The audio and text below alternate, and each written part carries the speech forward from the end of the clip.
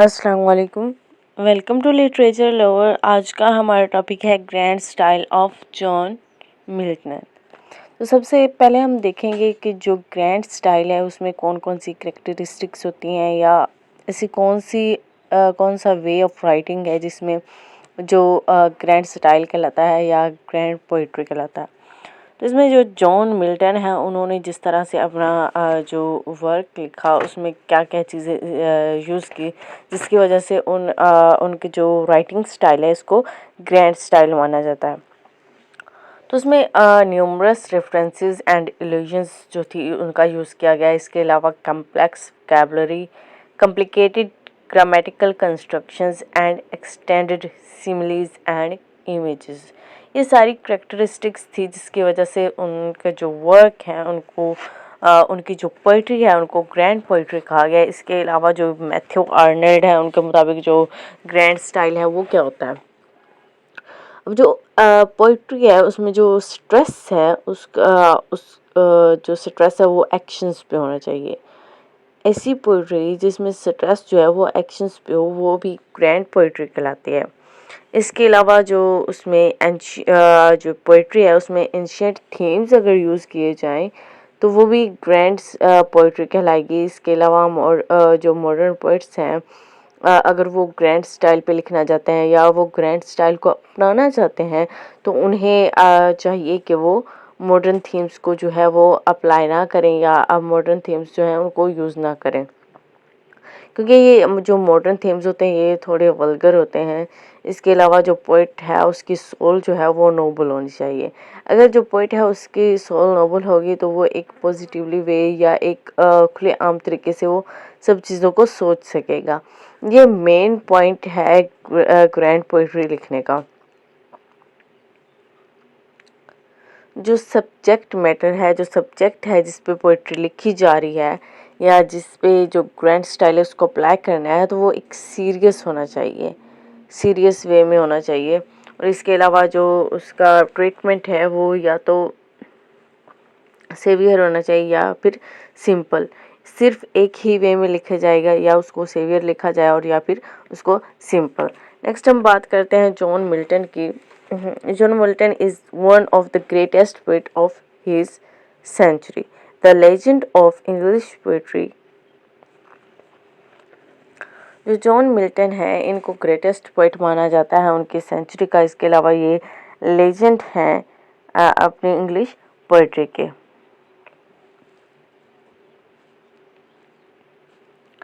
इसके अलावा ये मैचलेस स्कॉलर हैं। इनके बाद कोई ऐसा स्कॉलर नहीं जिनके साथ इनको कंपेयर किया जाए या कोई भी उस लेवल का आया नहीं है। इसके अलावा ये ग्रेटेस्ट पोइट हैं। इन्होंने बहुत ज़्यादा न्यूमरस जो रेफरेंसेस, पहले भी मैंने बताया कि न्यूमरस रेफरेंसेस और इल्यूजन्स वगैरह यूज़ की इन्होंने। जो इमेजिनेशन है उसको शेप बहुत अच्छे तरह से दी।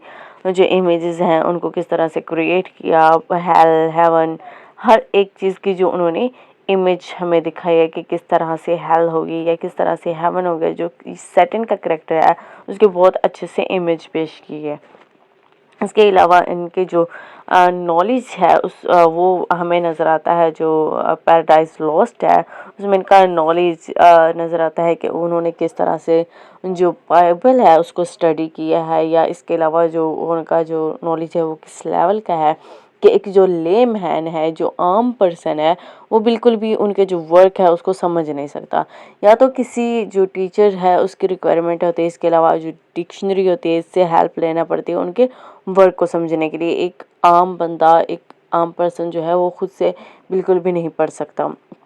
उसको किसी न किसी की ज़रूरत पड़ती है कि वो ये वर्क है वो समझाए अपने स्टूडेंट को।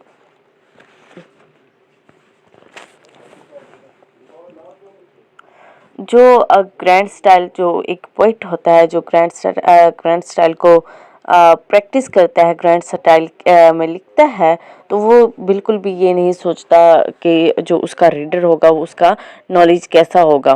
वो अपने रीडर के नॉलेज के मुताबिक नहीं लिखता बल्कि जो उसका अपना नॉलेज होता है उसके मुताबिक लिखता है। और जो ग्रैंड पोइट का जो नॉलेज होता है वो बहुत ही हायर लेवल पे होता है। जिस तरह के जॉन मिल्टन है, इन्होंने जिस तरह लिखा तो वो उन्होंने किस तरह से लिखा, किस वे में लिखा, तो उनका जो एक नॉलेज है वो एक हायर लेवल का था। तो उनके जो नॉलेज है उन तक पहुंचने के लिए जो एक रीडर है उसको भी अपने नॉलेज को हाई करना पड़ता है, मीन उसको चीज़ों को समझना पड़ता है। अगर आपको इसमें अगर ये पैराडाइज लॉस्ट के बारे में अगर आप जानना चाहिए, इसको समझना चाहें कि वो किस तरह से लिखी गई है, तो वो सबसे पहले तो जो बाइबल के कॉन्सेप्ट होंगे उनको थोरोली स्टडी करना होगा, या उनके बारे में कुछ ना कुछ मालूमात होनी चाहिए, जिसके बाद आप समझ सकेंगे कि ये इसमें क्या बात करना चाह रहा है पोइट।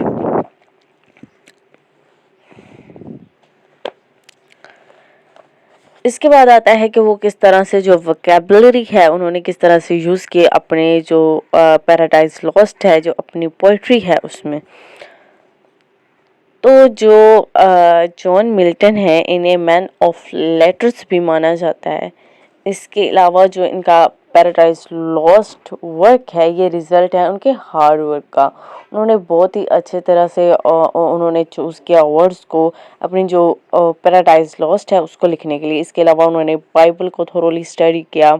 उसके अलावा उन्होंने इसको पब्लिश करवाने से पहले, जो पैराडाइज लॉस्ट है इसको पब्लिश करवाने से पहले वो उसको बार बार चेंज करते रहे, उसको एक बहुत ही अच्छा वर्क बनाने के लिए कि वो उसमें कोई भी मिस्टेक ना हो।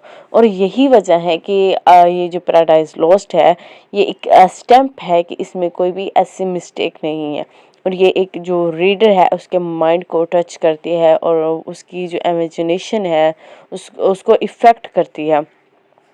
इंसान की जो माइंड है उसको इफ़ेक्ट करती है, उस पे उसका वो जो मैन है वो इससे मुतासिर होता है। इसके बाद आ जाते हैं कि सेंटेंसेस की किस तरह के जो सेंटेंसेस है वो यूज़ किए हैं जॉन मिल्टन ने।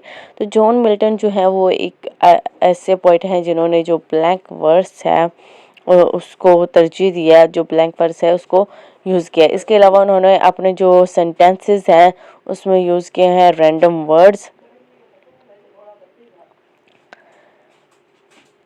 सेव फर्स्ट, जिस तरह से हमारे पास एक एग्जांपल आ जाती है, say first heaven hides nothing from the from thy view not the deep trust of hell, say first what cause.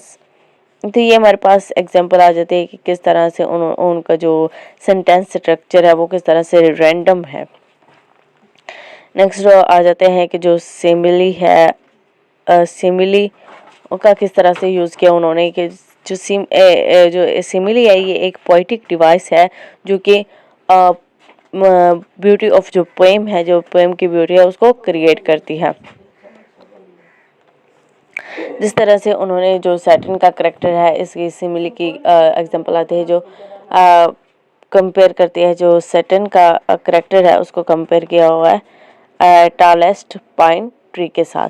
तो ये यहाँ पे दिखाया गया कि किस तरह से जो सैटर्न का करेक्टर है उसको किस तरह से कंपेयर किया गया। इसके अलावा और भी बहुत सी जगह पे जो सिमिली और मेटाफर का यूज़ हुआ है।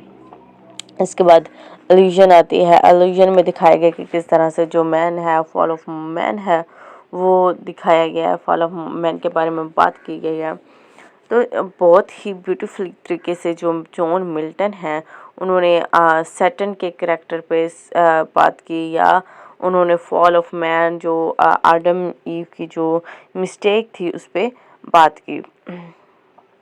इसके बाद आ जाते हैं कि उन्होंने जो इमेजेस हैं वो यूज़ किए हैं अपने वर्क में। तो उन्होंने जिस तरह से बुक 1 है उसमें उन्होंने इमेज दिखाई है हेल की, हेल के बारे में बताया गया कि हेल जो है वो किस तरह से हॉरिबल होगी, तो उसकी एक इमेज पेश कर रहे हैं। इसके अलावा जो सैटर्न का करैक्टर है उसकी भी बहुत ब्यूटीफुली तरीके से उन्होंने सैटर्न के करैक्टर की जो है वो इमेज पेश की है, जिससे हमें पता चलता है कि जो सैटर्न है वो किस तरह से होगा। इसके अलावा इन्होंने इनकी जो पोएट्री है उनमें इन्फ्लुएंस है लैटिन का, और ये जो और ये इम्प्रेस हुए थे वर्जिल स्टाइल से। तो इन्होंने बहुत ही जगह पे जो लैटिन स्टाइल है उसका यूज़ किया, जिस तरह के उन्होंने दिखाया है सेटिन के कैरेक्टर को, जिसमें रियोन और रियोन के बारे में, उसके रियोनिंग के बारे में बताया गया है, किस तरह से उन्होंने जो लैटिन रूट है, जो लैटिन के बारे में है, वो उसको यूज़ किया है। लैटिन वर्डिंग को बहुत ही ज़्यादा यूज़ हुआ है।